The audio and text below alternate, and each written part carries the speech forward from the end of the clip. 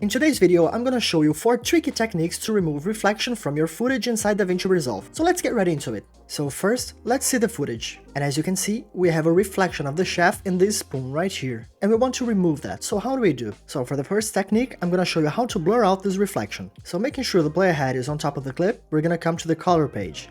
And here, we're gonna select the mask button, then we're gonna choose the polygon mask. We're gonna zoom in our screen, and we're gonna mask our spoon, like this. And since it's a still camera, you don't have to be very precise. Just like this is fine. Now, we're gonna come to this button right here, the blur. Let's click on it, and here on radius, you can click on any of these 3 bars and lift them up, like this.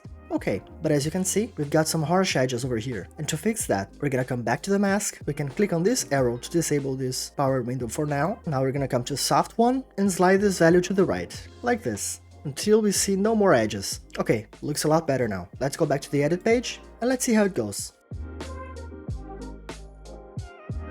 Yeah, it's better, but we still can see some reflection. So what we're gonna do is click with the right button, remove attributes, and check color correction. Then click on apply. Now our footage will look like when we first started. Now for the second technique, we're gonna double click our original clip here in the media pool, and we're gonna look for a moment where we can't see any reflection.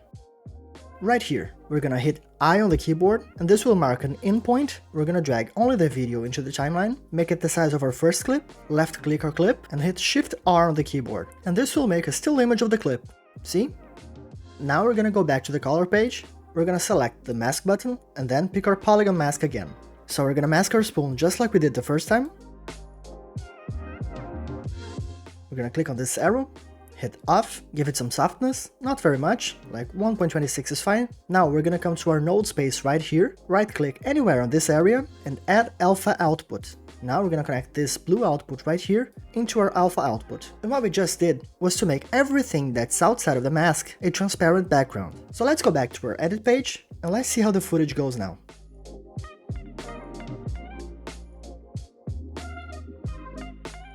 We still have some reflection right here at the base of the spoon. So let's go back to the color page, adjust our viewer, click on this arrow, and activate the power window again. Now let's adjust this mask. Okay, let's go back to the edit page, and let's see how it goes now. Perfect, no more reflection. Now let's say we have a moving camera, like this clip right here. In this case, if we choose to use the masked clip on top of this one, let's see what happens. Well, of course it doesn't work. So what we'll have to do is select both clips, right-click them, and then create a new Fusion clip, like this. Now let's head over to Fusion. Here in Fusion, we can see both of our clips, and it's important that our whole clip is at the background and our masked clip is at the foreground. Alright, everything is where it's supposed to be. But to work better, let's change the positions. Okay, remember, make sure our whole clip is on the background, or on this yellow arrow right here, and our mask clip is at the foreground, on this green arrow right here. So with both clips where they're supposed to be, let's start working. Let's close the media pool, let's remove our mask clip for a while. So the first thing we're gonna do is track the movement of the camera, and to do that, we're gonna hit Shift Spacebar and look for the planar tracker. Let's add it to the node tree, and let's connect the output of our media 1 to the input of the planar tracker, like this. Now as you can see, we have some properties here. And for this motion right here, we can leave all of the properties as default. Now let's zoom in our image, and let's do the tracking mask. Now we have to set our reference time, and we're here at frame 98. Now we just have to click on this button right here, track to end. Now we click on go to go back to our reference time, and now we track to start. Great, so if everything worked fine, we'll have our movement properly tracked. Now I just have to click on Create Planar Transform, and it will appear somewhere inside the node tree, like right here. Now let's reconnect our masked spoon. What we have to do next is place our masked spoon on top of our original one. And for that, we're gonna grab a transform node. So let's click on our clip, hit Shift Spacebar, and look for a transform node. Let's add it. Now we're gonna go back to our reference time, which is frame 98, and we'll do this by changing the Y position here on center, like this. Now we're gonna connect our planar transform between transform 1 and the merge node. So we'll drag it right here, hit Shift on the keyboard, and when this arrow gets blue, we can drop it. Now let's go back to the beginning, let's leave only viewer 2 available, let's fit to screen, and let's see how it goes.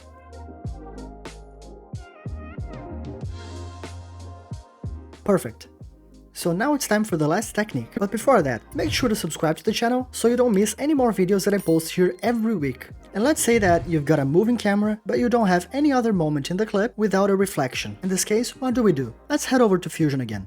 So now, the first thing we have to do is find a moment in our clip where the reflection is the most visible, and in this case, this will be right here, by the end. And remember, the last frame of the clip is always one frame behind this yellow bar. Now we're gonna make a copy of our clip. We can do that by hitting Command C or Ctrl C on the keyboard, and then hitting Command V or Ctrl V. We're gonna drag our output and place it here with the merge node. And now we're gonna look for a paint node. So we're gonna hit Shift spacebar and type paint. Let's add it. Now we're gonna click on this brush right here, which is the stroke brush. Then we're gonna come to inspector and select clone. Let's zoom in our spoon, and now what we're gonna do is clean out this reflection by using the same colors of the spoon. So we're gonna hit Option or Alt on the keyboard, then left click this area right here to grab this color, and then we're just gonna slide the mouse over the reflection, like this. Let's grab again the color, and we'll keep doing this until the whole reflection disappears. And if you want, you can adjust the brush size right here, make it larger or smaller, and you can take as much time as you want to make it look perfect.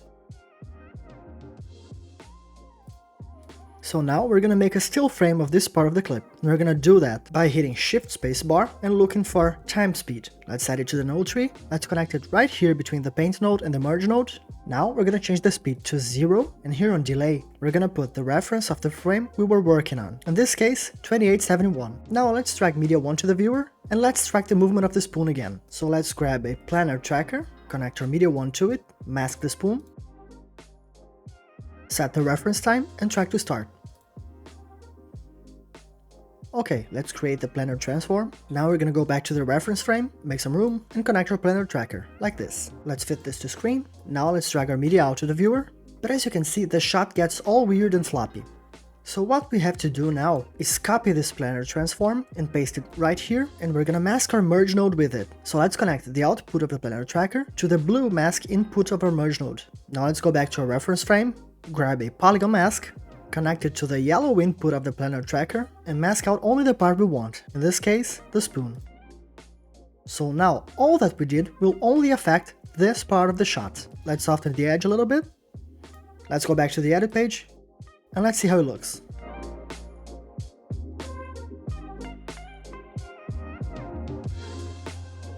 And if you want to learn another cool effect inside DaVinci Resolve, make sure to check out this video showing on your screen right now, and I'll see you there.